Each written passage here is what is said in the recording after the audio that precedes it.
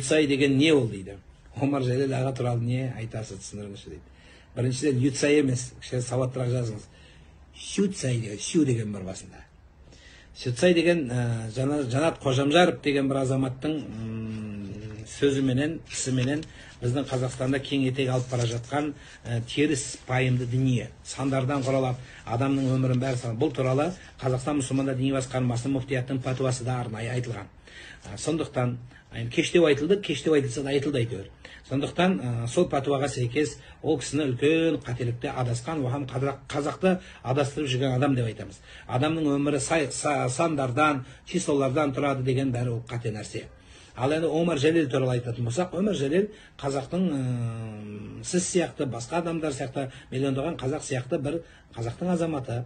Енді Абай атамыз оқыған, Абай танушы, бізде көп қой, Нұрсұлтан танушы, бізде жаңағы кім танушы бар тағы? Жұлдыздар танушы бар, Балқия танушылар көбейді соңғы уақытта.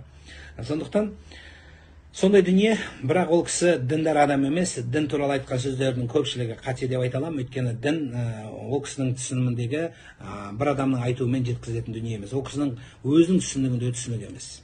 Бірақ жалпы жақсы адам шығар. Мен ол кісіні жақсы танимын, ол кісіні. Сондықтан